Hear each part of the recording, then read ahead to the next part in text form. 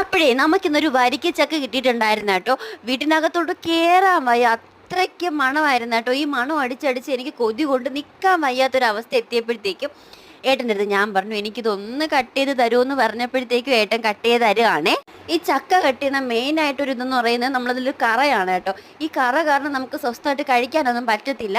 ഈ അമ്മമാരൊക്കെ ചെയ്യുന്ന കണ്ടിട്ടുണ്ട്, നമ്മുടെ ചകിരി ഉണ്ടല്ലോ തൊണ്ടിലിരിക്കുന്നത്, അപ്പം അതെടുത്തിട്ട് ഇങ്ങനെ കറക്കി കറക്കി കറയൊക്കെ എടുത്ത് മാറ്റുന്നത് കണ്ടിട്ട് ഞാനും അങ്ങനെ എടുത്ത് മാറ്റിയിട്ടുണ്ടായിരുന്നു.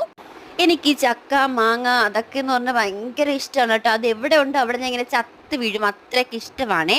നമ്മൾ ഈ കാണുന്ന പോലെ തന്നെയാണ് കേട്ടോ, നല്ല മഞ്ഞ കളറിൽ നല്ല രുചി ഉണ്ടായിരുന്നു കേട്ടോ.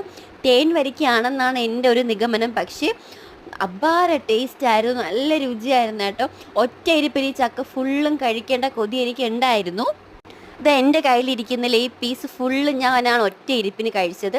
ഇത് പോയിട്ട് ഏട്ടൻ എനിക്ക് ഇടയ്ക്കിടയ്ക്ക് അതിൽ നിന്ന് ഇളക്കി തരുന്നുണ്ടായിരുന്നു, അതും ഞാൻ കഴിച്ചിട്ടുണ്ടായിരുന്നു കേട്ടോ. എന്നെ പോലെ തന്നെയാണ് കേട്ടോ യദുവിന് ഈ ചക്കയൊക്കെ ഭയങ്കര ഇഷ്ടമാണ്. അവനും ഒറ്റ ഇരിപ്പിൽ ഒരു 10-15 പീസ് അകത്താക്കി എന്നാണ് എനിക്ക് തോന്നുന്നത്. എനിക്ക് ചക്ക കഴിച്ചിട്ട് ഇതുവരെ ഒരു പ്രശ്നവും വന്നിട്ടില്ല. കാരണം ഈ ഒരു സമയത്ത് കുഞ്ഞുള്ളവർക്ക് ചക്ക കൊടുക്കുന്നത് നല്ലതല്ലെന്ന് അമ്മ പറയും. കാരണം ഇപ്പോൾ തന്നെ ഒരു വൈകുന്നേരമൊക്കെ ആയിട്ടുണ്ട്. വേറൊന്നും കൊണ്ടല്ല, ഗ്യാസിൻ്റെ പ്രശ്നമൊക്കെ വരുമെന്ന് വിചാരിച്ചിട്ടാണ് കേട്ടോ. പക്ഷെ അവൻ ഇതുവരെ അങ്ങനത്തെ പ്രശ്നമൊന്നും വന്നിട്ടില്ല.